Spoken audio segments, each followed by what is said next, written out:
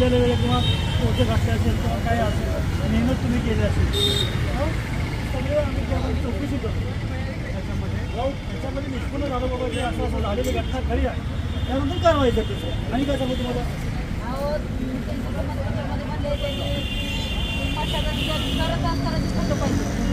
मशागत करत चोरीला गेल्यानंतर आम्ही तक्रार करतो मशागत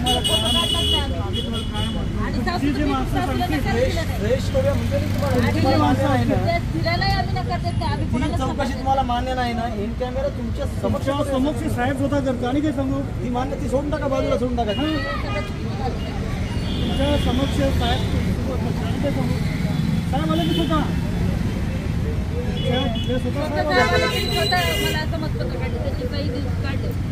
तुम्हाला मान्य नाही ना करूया तेच म्हणतो की आता मग तुम्ही म्हणताय मला त्यामध्ये दुसरं मला जे दिसलं त्यामध्ये पूर्ण बगल दिली अर्जाला आणि आमचा अर्ज पडायला होता प्रूव्ह करा ना मग ती प्रूव्ह करायला आता त्याला किती महिने झाले 9व्या महिन्याची तक्रार काय झालं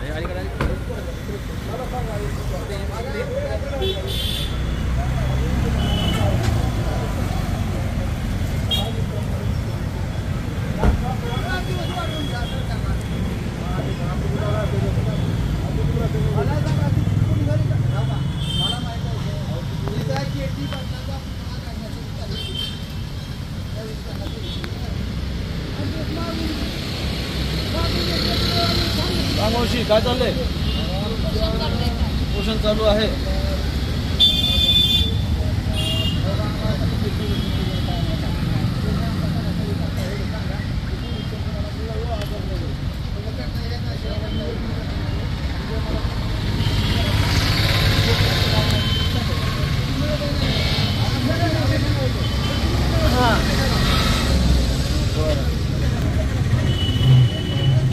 मला सांगा काय मागणी काय तुमची अर्जामध्ये केली पुन्हा एकदा सांगा की तोंडी अर्ज तर आणलाय मी तुमच्यासोबत आहे माझ्याकडे पण आहे अर्ज ठीक आहे आणि तुमचा अर्ज बरोबर आहे काय मागणी केली ह्याच्यामध्ये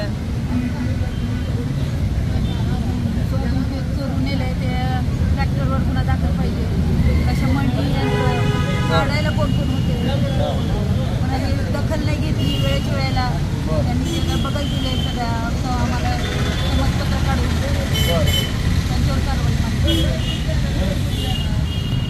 कुठं क्षेत्र आहे तुमचं 111 गट नंबर 111 गट नंबर बरोबर आहे गाव कोणतं जीवन पिंपळवाडी बरं किती क्षेत्र आहे तुमच्या 111 मध्ये 2.6 एकर जे आहे 111 गट नंबरमध्ये एका ठिकाणी आहे का दोन वेगवेगळ्या ठिकाणी आहे दोन वेगवेगळ्या ठिकाणी आहे बरोबर आहे 6 एकर दोन वेगवेगळ्या ठिकाणी आहे तुमची ही जी सोयाबीनची तुम्ही पेरणी केली होती त्या जे दोन वेगवेगळ्या ठिकाणी आहेत त्याच्यापैकी कोणत्या जमिनीवर केली होती दोन्हीकडे केली होती 2 एकर जमिनीत केली होती ना तुम्ही मग 1 एकर इकडे 1 एकर इकडे केलं कसं केलं होतं जरा थोडं तुकडे कसे असतात जरा सगळे कमी जास्त हां वाटणी झालेली आहे का वाटणी झालेली नाही आणि वाटणी माझी तोंडी वाटप तोंडी वाटप आहे मला कागदपत्र मागितलं तर मी कागदोपत्री मागितलं तर तुम्ही देऊ शकणार नाही म्हणजे पूर्व पश्चिम दिशा वगैरे काही आता तोंडी वाटप केलेलं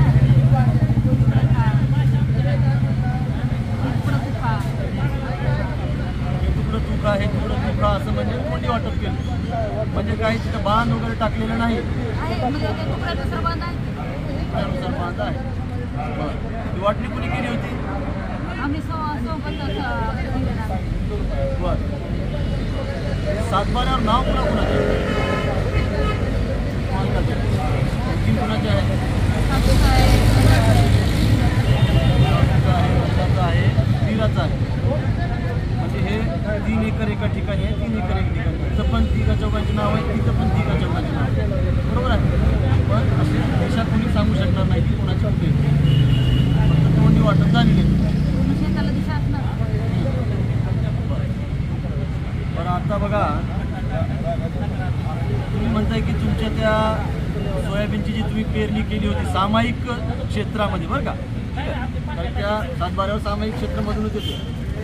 मी जे पाहिले वाचले ते बोलतो, ठीक आहे. सामायिक क्षेत्रावर तुम्ही जे सोयाबीनची लागवड केली होती, ती सोयाबीन कुणीतरी चोरून नेले किंवा अर्जामध्ये दिलेल्या नावा लोकांनी चोरून नेले असं तुमचं स्टेटमेंट होतं.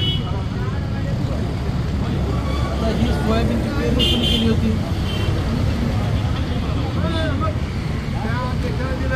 कशाने केली होती पेरणी? ट्रॅक्टरने पेरणी.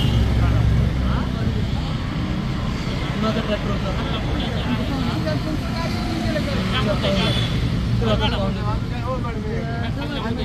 जवळच म्हणजे पाणीवाडीत राहतात कुठं? मग वेळ आले तर सांगेल. मग तुम्ही परत वाढवायचं प्रयत्न केली होती, एवढं मान्य. कुणाच्या ट्रॅक्टर का हाताने केली होती का बैलजोडी आऊट वापरून केला होता? ट्रॅक्टरने केली होती, बरोबर आहे. कुणाचा ट्रॅक्टर होता तो? सांगते मी तुम्हाला. नाव सांगा, नाव भगवान शिंदे. पूर्ण नाव काय त्यांचं? भगवान शिंदेची पलीकडे वडिलांचं नाव असेल काय? काय आहे?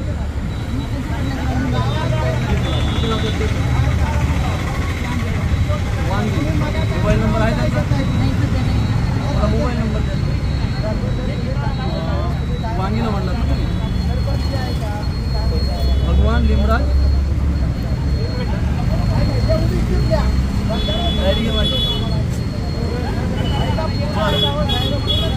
त्यांनी तुमच्या शेतामध्ये पेरणी केली होती, बरोबर आहे. दोनही रानात केली, त्याच्याच रानात केली, दोनही रानात केली. तुमच्या सामायिक क्षेत्रामध्ये त्यांची सामायिक क्षेत्रामध्ये त्यांच्याकडून तुम्ही पेरणी करून घेतली होती, बरोबर आहे. काय लावलं होतं दोन ठिकाणी?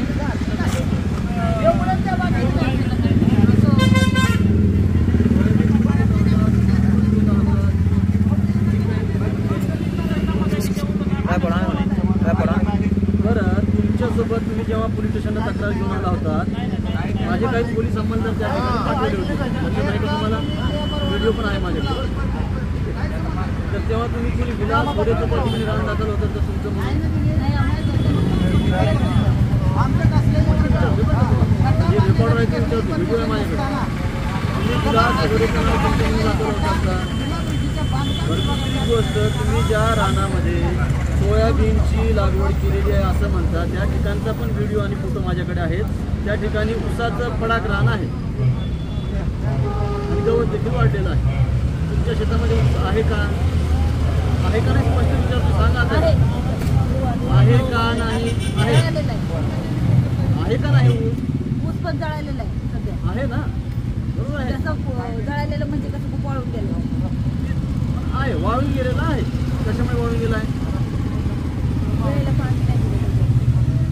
कुणी लावला होता तो आणि कोणी पाणी नाही दिला? ते जे आहे ना त्याचं सोयाबीन लावलं होतं ते क्षेत्र. तिथं ऊस पण आहे, बरोबर आहे का नाही? किती एकर क्षेत्रामध्ये ऊस आहे ते मला माहीत नाही. क्षेत्र आता तुम्ही जर म्हणलं की मापच सांगा, माप नाही सांगा. कमी असते, 1.25 पुढे पान टाकलेले कुठं नांगर केले पूर्ण कुणी कधी केलंय, कोणी पान निघालेले समोरच्यानं पण ऊस लावायला किंवा. बरं, मला काय म्हणायचं आहे, तुमची जी सासूबाई आहे, नाव काय तिचं? कमाल तिच्या नावाने काही क्षेत्र आहे का तिचं? आहे ना, सामाजिक क्षेत्राचं नाव आहे. मग ती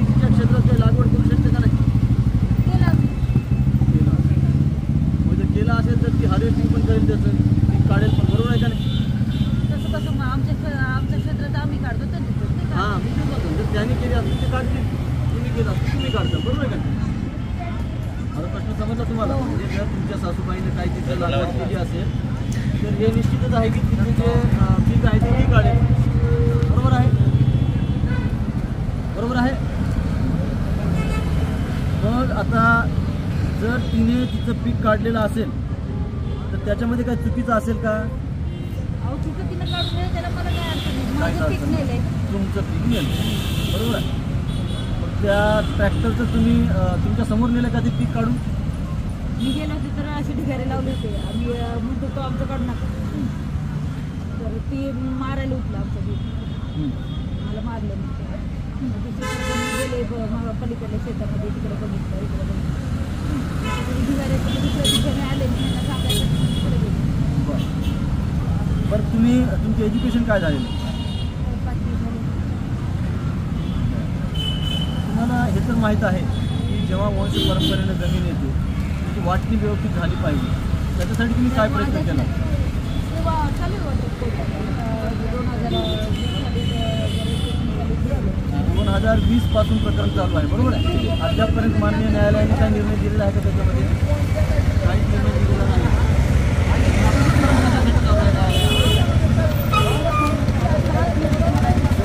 हां, म्हणजे समान हिस्से करून द्या, आमचे बॉन्डही आम्हाला आखून द्या. 12 एकर जमीन आहे, 12 एकर जमीन आहे,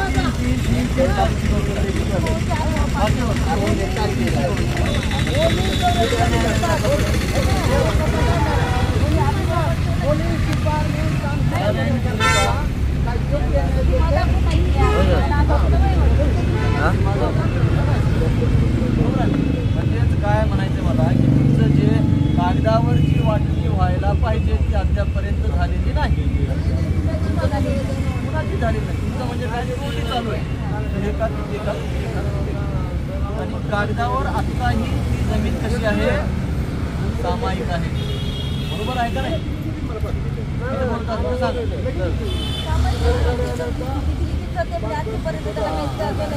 म्हणजे सामायिकचा अर्थ काय आहे? अर्थ काय सामायिक? म्हणजे ज्या जमिनीवर सगळ्यांचा समान अधिकार आहे, चौघांचा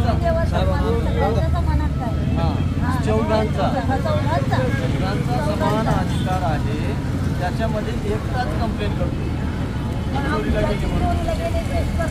तेच म्हणतोय ना, क्षेत्र तुमचं तुम्हाला माहीत नाही. मग एक काम करा, त्याच्यामध्ये तुम्हाला सांगतो, आता तुम्हाला समाधान फक्त असं नसेल तर तुम्ही उद्या मला काय करा, जानेवारी झाल्याच्या नंतर स्वतः तिथे येतो. तहसीलचे जे संबंधित लोक आहेत, तलाठी असतील, मंडळ अधिकारी असतील, त्यांना तिथे घेऊन येतो.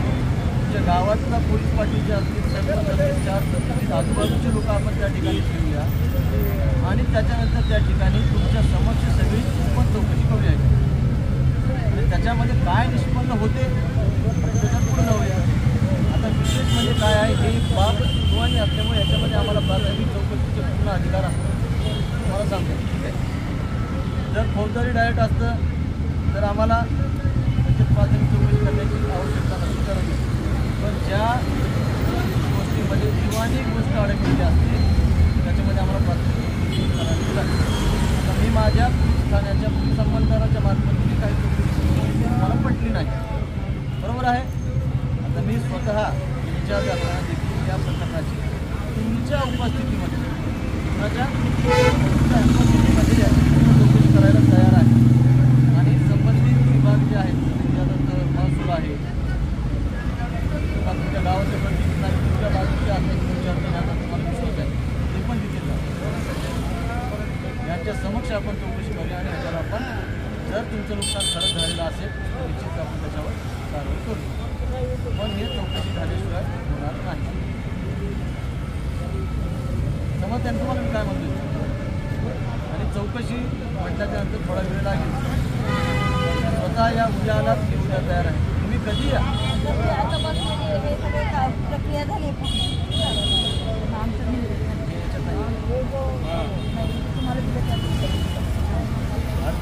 अर्ज येतो, निवेदन नाही. बरोबर आहे, तुम्ही दिलं. झालेलं आहे पण तुमचा जो मुद्दा आहे, आता मुद्दा आहे, आपण सगळं झालंय, जे मांडायचे तुम्ही मांडले, आता मला नाही न्याय असा उपोषणाला बसून मिळत नसतो. न्याय उपोषणाला बसून मिळत नसतो. मला मी या ठिकाणी आलो आहे, त्या परिषदेचा इन्चार्ज या नात्याने आलो आहे आणि मी सुद्धा वैयक्तिकरित्या तुम्हाला सांगतो की त्याच्यामध्ये मी पर्सनली चौकशी करतो.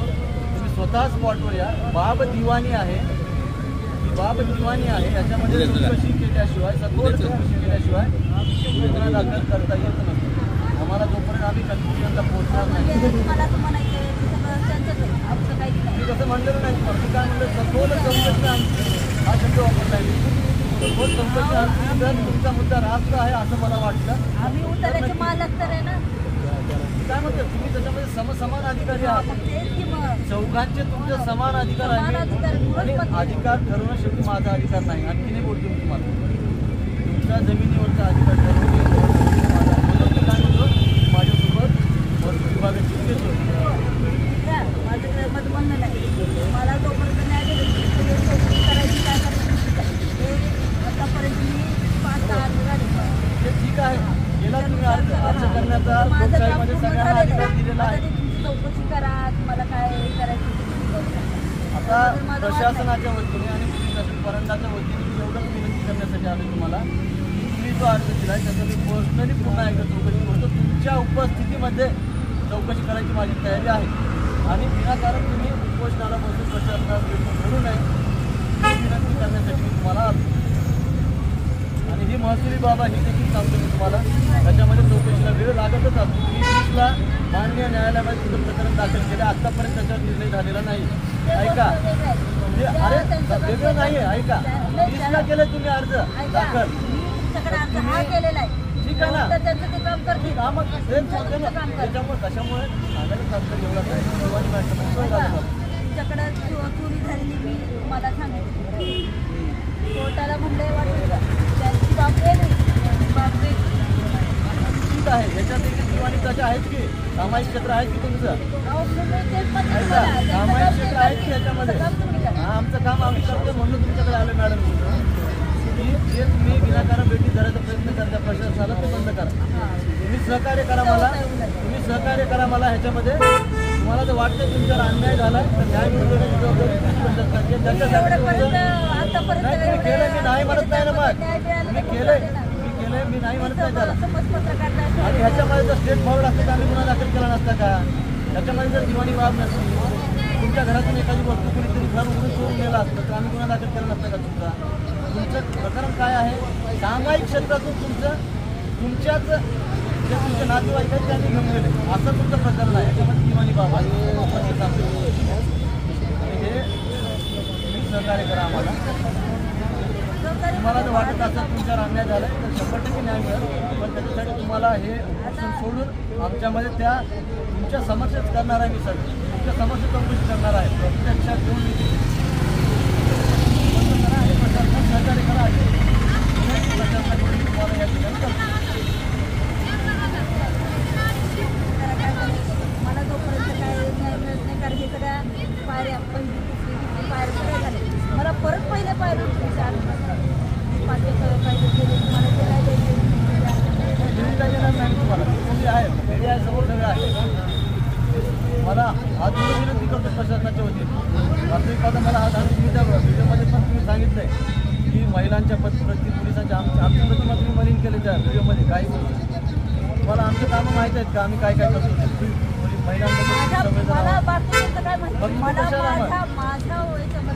ह्याच्याबद्दलच बोलायला पाहिजे होतं. अर्ज आहो तुम्ही रास्ता अर्ज असं तर उतरत नसतं, अर्ज करायची गरज पडत नाही. आपला मुद्दा रास्ता असेल ना तर अर्ज करायची गरज पडत नाही. मग मी सांगतो तुम्हाला, उताराचं नाव असेल मग तुमचं एकच आहे का नाव उतारावर? आणखी कोणाकोणाच्या नाव तुम्ही सांगा ना. म्हणूनच म्हणतो की हे एकमेकांमध्ये दुसरे मुद्दे आहेत.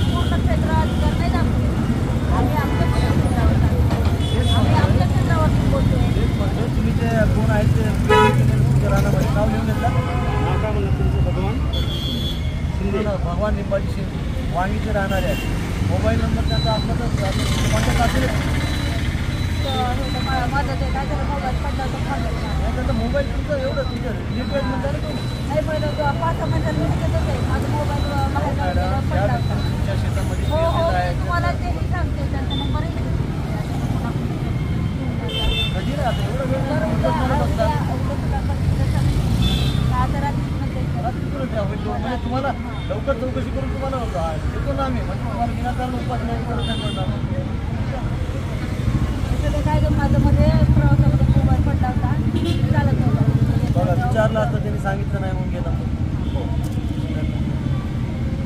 कोणी पेरणी केली होती आणि सीड कुठून विकत घेतलं होतं काय लक्षात आहे का? कोणत्या दुकानात घेतली होती आता सांगा मला चौकशी नाही करायची. ते दुकानाची पावती माझ्या घरी आहे. तुम्हाला एक ठिकाणी नाव द्यावं लागेल ना. कोणत्या कुठल्या दुकान सांग सकत येते जागा सगळं सगळं सगळं सगळं पावत्या त्याच्याबद्दल नंतर सांगतो असं सांगितलेलं आहे. मान्य न्यायालयामध्ये वाटणीसाठी दावा चालू आहे.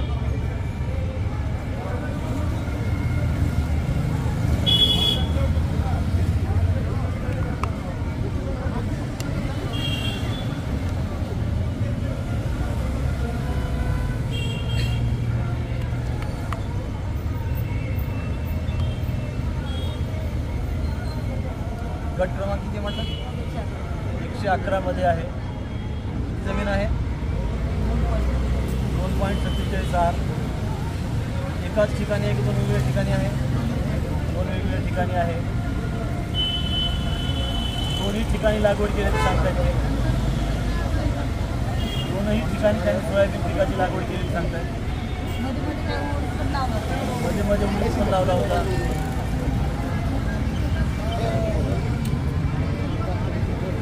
तोंडी वाटणी झालेली आहे. निश्चित अशा सीमा आखण्यात आलेल्या नाही आहेत.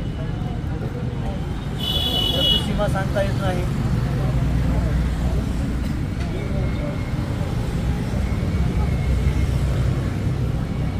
परंतु सीमा सांगता येत नाही. पूर्वेकडे दक्षिणेकडे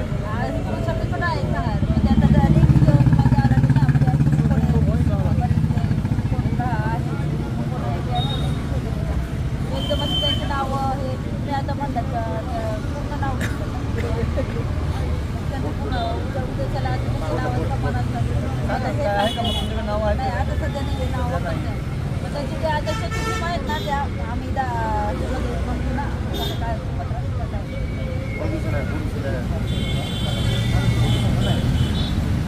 टोटल जमीन किती आहे वडिलोपार्जित?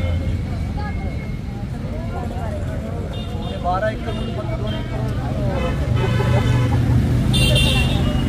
काय पेरलेलं आहे? ती जमीन कोणत्या गटमध्ये आहे?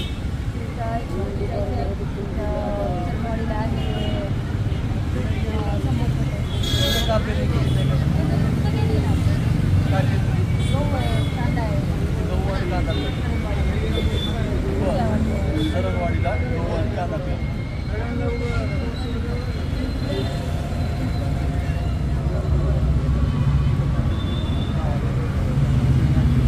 काय याच्याबद्दल सांगायचं तुम्हाला? काय माहिती द्यायची म्हणजे ह्याला आणखीन ॲड करायचं आहे तुम्हाला? प्रश्न माझे झाले टीचर मला जे आपण सांगितलं आणखीन तुमची काय अपेक्षा? माझं जे आलं त्याच्यावर कारवाई तुमची कारवाई करा. त्याप्रमाणे म्हणता येईल की अत्याचार गुन्हा दाखल करा, हात करा, तूच करा. त्यासाठी होत असतं तसं. त्यासाठीच तुमच्याकडे आले. तुम्हाला त्रास होईल तुमचा त्रास होऊ नये तुम्हाला त्या संभावनेवर मी तुमच्याकडे आलेलो आहे. तुम्ही प्रशासनाच्या विनंतीला मान द्यावा, उपोषण मागं घ्यावं आणि ह्या चौकशीमध्ये तुम्ही सामील व्हा. तुमच्या समक्ष चौकशी करून जे आहे ते त्याच्यानंतर जर तुम्हाला वाटत असेल, मला वाटत असेल आपण जर एखाद्या कन्क्लुजनला आलो तर आपण मागं घ्यावं अशी मला होईल कारवाई. मी काय म्हणतो कन्क्लुजनला आलो तर आपण 100% म्हणजे मागणी केली त्याला हां हां 100% का जर ते कन्फ्युजनला आलो तर 100%. तुला पत्रकार येणार नाही तर तुम्हाला त्याच्यामध्ये सामील करून घेतो ना चौकशीमध्ये तुम्हाला त्याच्यासाठी सामील करून घेतो. चौकशीमध्ये तुम्ही राहाल मी राहील तुम्हाला तुमचे लोक राहतील. मला आणखीन एखादे दिवाणी न्यायालयात काम करणारे वकील आहेत त्यांना सामील करून घेऊया. चौघांनी मग आपण ते कन्फ्युजन आलो 100% करू. काय माझ्यानुसार नसेल तर त्या किंवा महसूल आहे महसूल नसेल तर किंवा एखादी दिवाणी हे आहेत वकील आहेत.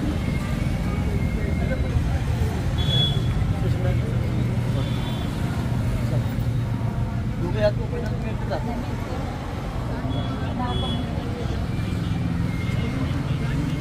वय किती आहे तुमच्या सासूबाईचं? एक बाईट करून येतं.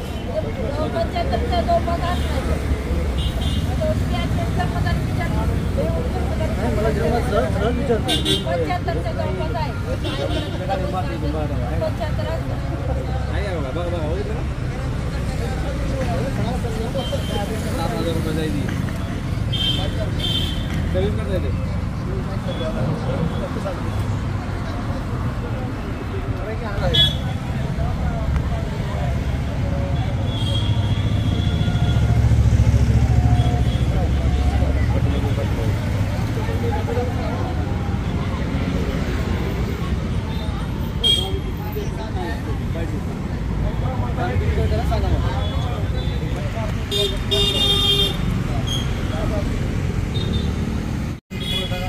अनिता बाळासाहेब.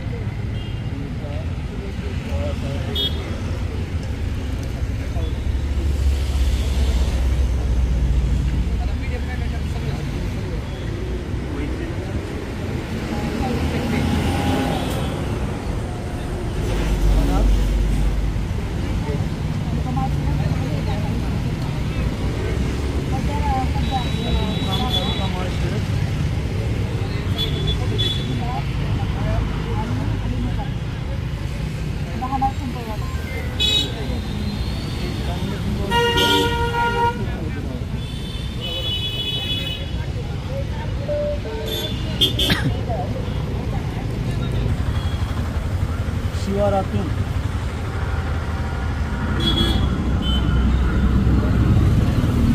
गट क्रमांक 111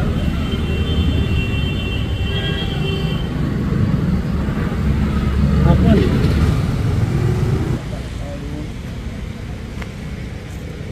ट्रॅक्टरमध्ये भरून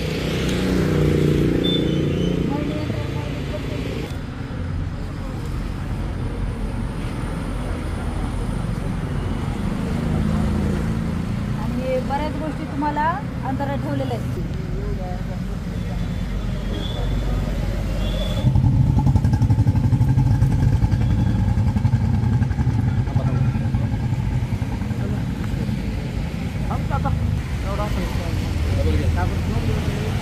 यायचीच आहे पत्र किती दिवस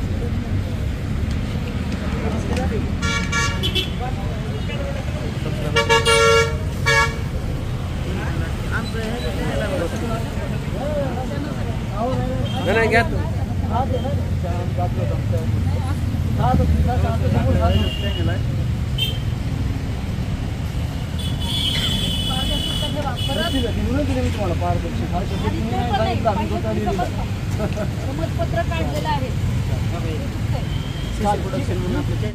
आता तुम्ही उपोषण चालू केलं होतं, दुसरा दिवस होता, मग आता सोडलं का उपोषण? हो सोडत आहे, पण त्यांनी दिलेले पत्र आहे आणि साहेबांचे खूप विनंती केली होती. मांजरे साहेब PSI PI Anandnagar police station आणि आमचे परांडा तालुक्याचे PI विनोदी पवार साहेब यांनी खूप विनंती केल्यामुळं त्यांच्या विनंतीला मान देऊन आणि उद्या 26 जानेवारी असल्यामुळं शासनाच्या कामामध्ये अडथळा नको आणि शांततापूर्ण सगळं काही उद्याचा कार्यक्रम व्हावा यासाठी त्यांच्या विनंतीला मान देऊन मी मागे घेते.